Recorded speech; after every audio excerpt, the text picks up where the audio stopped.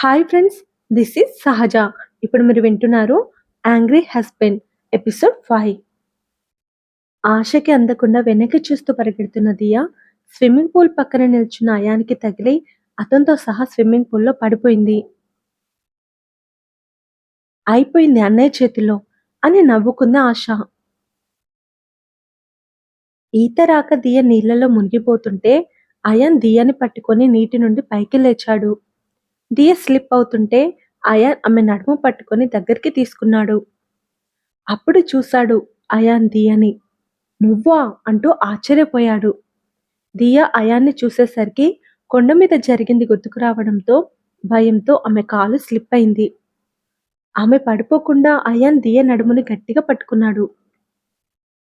నీ చైన్ కోసం నా ఇల్లు వెతుకొని మరీ వచ్చావా? అసలు నేనెవరు రాణించారింటికి? ఆ సెక్యూరిటీని చంపి పారేస్తాను. అయాన్ కళ్ళలో కోపం చూస్తే చాలు దియకి కళ్ళు తిరుగుతాయి. చిన్నగా కళ్ళు మూస్తున్న దియని చూసి కళ్ళు తిరిగి పడిపోయావనుకో ఈ నీళ్లలో పడేసి వెళ్ళిపోతా అని అయాన్ బెదిరించేసరికి దియ కళ్ళని పెద్దగా తెరిచి బొమ్మలో చూస్తుండిపోయింది. అన్నయ్య తనని పూల్లో పడేసాయి, నాకు సారీ చెప్పమంటే అది పారిపోతుంది అని అంది ఆశ. అన్నయ్యనా? అంటే ఇతనేనా పెళ్లి కొడుకు? మై గాడ్ అనుకుంటూ దియ తల వెనక్కి అంది. అయాన్ దియతో పాటు స్విమ్మింగ్ పూల్ నుండి బయటకొచ్చి దియని వదిలేశాడు. అన్నయ్య, దీంతో నాకు సారీ చెప్పించు అని అడిగింది ఆశ. అయాన్ తడి జుట్టును వెనక్కి నెట్టి దియని సీరియస్గా చూస్తూ ఆశకి సారీ చెప్పు అని అన్నాడు. తలదించుకొని సారీ అని చెప్పింది దియా. ఆశ పొగరుగా నవ్వింది. తలదించుకున్న తలనెత్తి అయాన్ వైపు తిప్పి సారీ మిమ్మల్ని నీళ్లలో పడేసినందుకు అంటూ దియ పరిగెత్తింది. హే, అంటే నువ్వు నాకు సారీ చెప్పలేదా అని అడిగింది ఆశ. దియా ఆగిపోయి వాళ్ళ వైపు చూస్తూ తప్పు చేయింది నేనెవరికి సారీ చెప్పను అని నవ్వుతూ పరుగున వెళ్ళిపోయింది. చూసావా అన్నయ్య, దానికెంత పొగరో! పొద్దున మమ్మీని కూడా ఏదో అందంట. నన్నేమో ఢీ కొట్టింది. సారీ చెప్పంటే కళ్ళు తిరిగి పడిపోయింది. అదంతా నటనని నాకిప్పుడు అర్థమైంది. అది చచ్చిందేమో అనుకుని పెళ్ళి ఆగిపోతుందేమోనని డాడ్ చాలా భయపడ్డాడు. ఇప్పుడేమో నేను పూల్లో పడేసింది. ఇది రోజు అందరినీ డిస్టర్బ్ చేసిందన్నయ్య అని అయానికి కంప్లైంట్ ఇచ్చింది ఆశ. అసలు ఇక్కడికి ఎందుకొచ్చింది అని అడిగాడు అయాన్. Event member. ఓకే, ఇంకేదైనా చేస్తే అప్పుడు చూసుకుందాం అని అన్నాడు అయాన్. మరి నా సారీ ఇందాక చెప్పింది నీకే అనుకో అంటూ వెళ్ళిపోయాడు అయాన్.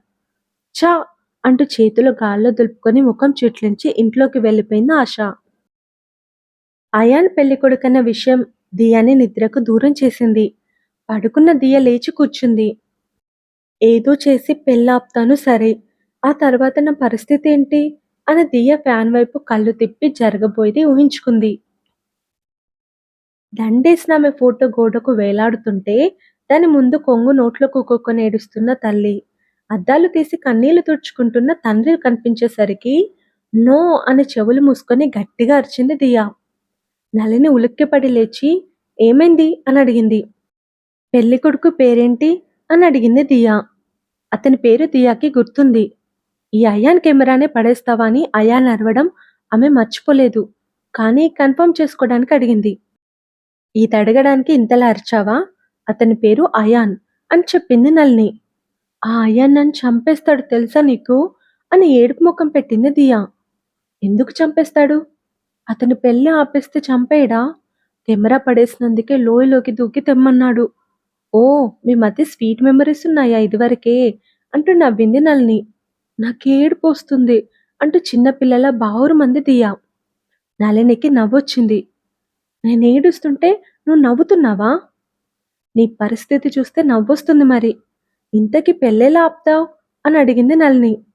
రేపు పెళ్లి షాపింగ్ చేస్తారు కదా. హా, అయితే పెళ్లి బట్టలు తగలెట్టేస్తా. అపశకునమని పెళ్లి క్యాన్సిల్ చేసుకుంటారు అని నవ్వుతూ చప్పట్లు కొట్టింది దియా. నిన్ను తగలబెట్టకుండా చూసుకో అంటూ పడుకుంది నళిని. జలస్ మొహంది అంటూ దియ మూతి తిప్పి పడుకుంది. నెక్స్ట్ డే ఇరు కుటుంబాలు షాపింగ్కి వెళ్తే దియ వాళ్ళు ఇంట్లో పెళ్లి పనుల్లో మునిగిపోయారు.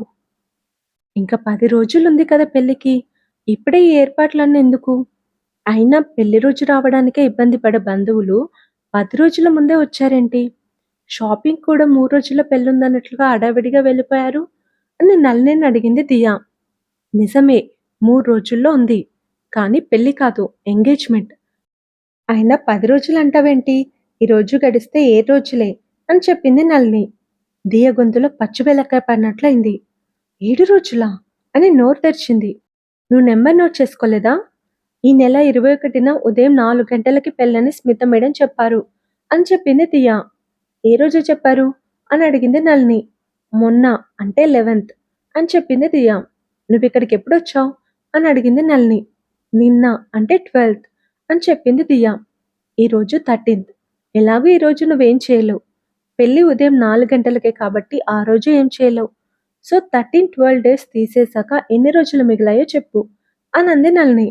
దియ వేల మీద లెక్క పెట్టుకొని 7 డేస్ అని చెప్పింది.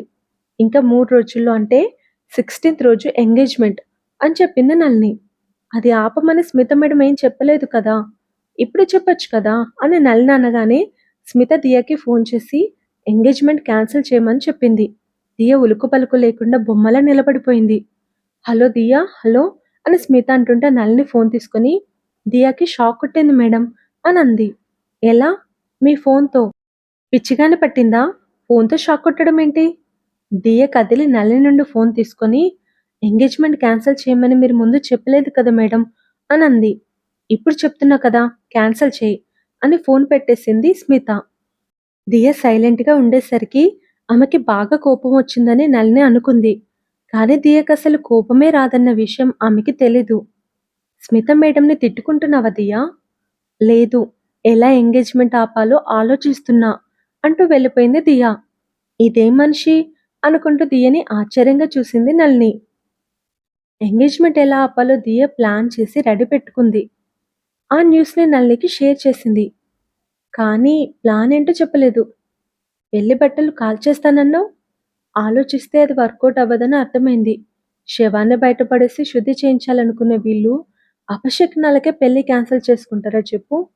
ముందు ఎంగేజ్‌మెంట్ క్యాన్సిల్ చేయాలి. ఆ తర్వాత పెళ్లెలా క్యాన్సిల్ చేయాలో ఆలోచిస్తాను అని చెప్పింది దియ. 2 రోజులు గడిచిపోయాయి. తెల్లారితే ఎంగేజ్‌మెంట్. ప్లాన్ రెడీగా ఉన్నదానిని అమలు చేయాలంటే దియకి చాలా కంగారుగా ఉంది. దియ గార్డెన్‌లో కూర్చొని రిలాక్స్ అవుతుండగా ఆమెకి నవ్వుతూ ఫోన్‌లో మాట్లాడుతున్న అయాన్ కనిపించాడు. పెళ్లి కూతురుతో మాట్లాడుతున్నాడా?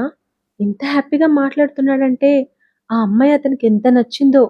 ఆమెతో లైఫ్‌ని ఊహించుకొని ఉంటాడు. ఈ పెళ్లాపడం చాలా తప్పు. నేను ఈ పని చేయలేను.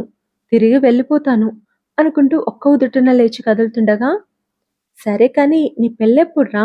అంటున్న అయాన్ మాటలు వినిపించి, అంటే ఇతను పెళ్ళికూతురుతో మాట్లాడట్లేదా? నేనే ఎక్కువ ఊహించుకున్నాను. 2 రోజుల పరిచయమైన వాళ్ళకి అంత బాండింగ్ ఏముంటుంది? ఇంక నయ్యం నేను వెళ్ళిపోలేదు. ఐయామ్ ఎ స్టూపిడ్ అని నవ్వుతూ తల కొట్టుకొని అక్కడి నుండి వెళ్ళిపోయింది దియా. మరుసటి రోజు రాత్రి 8 గంటలు. ఇల్లంతా అందంగా అలంకరించి ఉంది. 8:30 నుండి 9 గంటల లోపు ఉంగరాలు, దండలు, తాంబూలాలు మార్చుకోవాలి. ఈ అరగంట అవేం జరగకుండా చూసుకోవాలని దృఢంగా అనుకుంది దియా. అయాన్, బిందు ఎదురెదురుగా నిల్చుని ఒకరినొకరు ప్రేమగా చూసుకున్నారు. ప్రమోదిని వాళ్ళ చేతిలో రింగ్స్ పెట్టింది. ఉంగరాలు మార్చుకోండి బాబు అని అన్నాడు పంతులు. అయాన్ ప్రేమగా బిందు చేయి అందుకోబోతుండగా కరెంట్ పోయింది.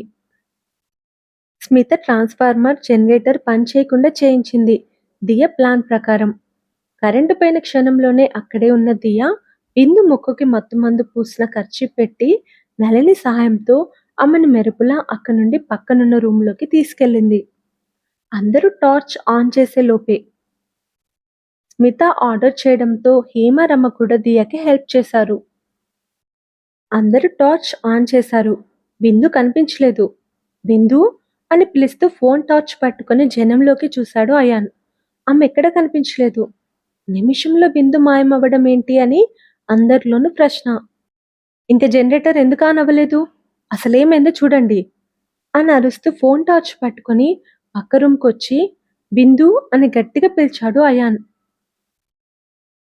అప్పటికి నలుగురు కలిసి ఆ రూమ్ వెనకాల డోర్ నుండి బిందుని పైకి తీసుకెళ్లారు. అయాన్ పైకి వచ్చేలోగా దియ బిందుని స్టోర్ రూమ్‌లో లాక్ చేసింది. ఎందుకైనా మంచిదని బిందు చేతిలో ఉన్న ఎంగేజ్‌మెంట్ రింగ్‌ని తీసుకుంది దియా. అరగంటలోపు బిందు వాళ్ళకి దొరికితే రింగు లేక ఎంగేజ్‌మెంట్ ఆగిపోతుందని. ఎవరు స్టోర్ రూమ్ వైపు రాకుండా చూసుకోవాలని దియా, నళిని, హేమరమ్మ బయట చెరో మూల చేరారు.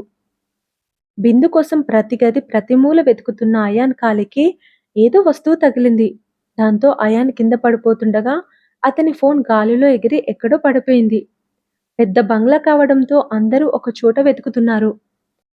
అయాన్ వెతికే చోట ఎవరూ లేరు. 9 అవ్వడానికి ఇంకా 5 నిమిషాలే ఉంది అని కింద నుండి అరుపు వినిపించింది. ఈ 5 నిమిషాలు గడిస్తే చాలు, ఎంగేజ్మెంట్ ఆగిపోతుంది. 9 అయ్యాక బిందుని బయటికి తీసుకురావాలి అనుకుంటూ దియ స్టోర్ రూమ్ వైపుకి కదిలింది. అయాన్ చీకట్లోనే బిందు కోసం వెతుకుతుండగా అటువైపు వస్తున్న దియ అతనికి తగిలింది. ఎవరు అంటూ చేయి ముందుకు చాచి తణుకుతుండగా అయాన్ దియ చేతిలో ఉన్న రింగ్ ని తాకాడు. దియ రింగ్ పట్టుకోవడంతో అయాన్ ఆమెని బిందు అనుకుని బిందు అని పిలిచాడు. చేతిలో రింగ్ ఉండటంతో తను బిందు కాదని చెప్తే తానే దోషి అని తెలిసిపోతుందని తప్పక "ఉమ్" అని అంది దియా. "ఇక్కడేం చేస్తున్నావు? నీకోసం ఈ చీకట్లో ఎంత వెతుకుతున్నామో తెలుసా? టైం అయిపోతుంది. త్వరగా రింగ్స్ మార్చుకుందాం" అని అన్నాడు అయాన్. ఆ మాటకి దియ నిర్ఘాంతపోయింది. "ఏంటి సైలెంట్‌గా ఉన్నావు? ఓ, నా చెయ్యి అందట్లేదా?" అంటూ దియ చేతిని పట్టుకొని తన వేలుకి ఆమెతో రింగ్ తొడిగిపించుకొని తన చేతిలో ఉన్న రింగ్‌ని దియ వేలికి తొడిగాడు అయాన్. అంత క్షణంలో జరిగిపోయింది. అయాన్‌తో తన ఎంగేజ్మెంట్ అవ్వడంతో దియ షాక్‌తో బిగుసుకుపోయింది. దండలు మార్చుకోవాలి కదా! ఇప్పుడెలా? హా! ఐడియా అనుకుంటూ అయాన్ చీకట్లోనే మెల్లిగా పక్కనున్న గది దగ్గరకొచ్చి గుమ్మానికి కట్టిన దండను తెంపి రెండుగా చేసి ఒకటి దియ మెడలో వేశాడు. మరొకటి దియ చేతిలో పెట్టి తన మెడలో వేయించుకున్నాడు. చీకట్లో జరిగిన ఊహించని సంఘటనకు దియ షాక్‌లోకి వెళ్ళిపోయింది. టైం అయిపోయింది అని అరుపు వినిపించింది. మేం రింగ్స్ మార్చుకున్నాం అని గట్టిగా అరిచి చెప్పాడు అయాన్. అందరూ అమ్మయ్య అని ఊపిరి పీల్చుకున్నారు. దియ ఆ చీకట్లోనే ప్రాణం లేని అడుగులు వేస్తూ ఎక్కడికో వెళ్ళిపోయింది. బిందు పద అంటూ అయాన్ ఆమె చేయి పట్టుకోబోతుంటే అక్కడ ఎవరూ లేరని అర్థమైంది. మళ్ళెక్కడికి వెళ్ళావు బిందు అంటూ ముందు ఈ కరెంట్ పని చూడాలి అనుకుంటూ చీకట్లోనే ఎలాగోలా కిందికొచ్చాడు అయాన్. ట్రాన్స్ఫార్మర్ ప్రాబ్లం అంట, మన ఏరియా మొత్తం కరెంటు పోయింది అని చెప్పాడు అయాన్ అన్నయ్య అనిల్. మరి జనరేటర్కి ఏమైంది? దానికేదో రిపేర్ వచ్చిందంట. ముందే చూసుకోవాలని తెలీదా వాళ్ళకి? నా ఎంగేజ్మెంట్ చీకట్లో జరిగిపోయింది. నేను వాళ్ళని వదిలిపెట్టను, చంపి పారిస్తా అని అరుస్తూ అయాన్ అనిల్ ఫోన్ లాక్కుని టార్చ్ వెలుతురులో బయటికి వెళ్తుంటే అయాన్ ఆగు అని గంభీరంగా పిలిచాడు తండ్రి ప్రవీణ్. అయాన్ ఆగిపోయాడు. ఇంకా 5 రోజుల్లో నీ పెళ్లి. కోపంలో నువ్వేం చేసినా నీ పెళ్లి ఆగిపోతుంది. నా పరువు పోతుంది అని హెచ్చరించాడు ప్రవీణ్. వాళ్ళు ప్రాణాలతో ఉండాలంటే వాళ్ళనెప్పుడు నా కంటికి కనపడొద్దని చెప్పండి అని ఆవేశంగా అంటూ అక్కడి నుండి వెళ్ళిపోయాడు అయాన్. అయాన్ దియల ఎంగేజ్మెంట్ జరిగిపోయింది. నెక్స్ట్ పెళ్లి. మరి దియ బిందుతో అయాన్ పెళ్లి ఆపడానికి ఏం చేస్తుంది? నెక్స్ట్ ఎపిసోడ్‌లో తెలుసుకుందాం. 'యాంగ్రీ హస్బెండ్' ఎలా ఉంది? మీకు నచ్చిందా? నచ్చితే లైక్ చేయండి, కామెంట్ చేయండి. Thank you.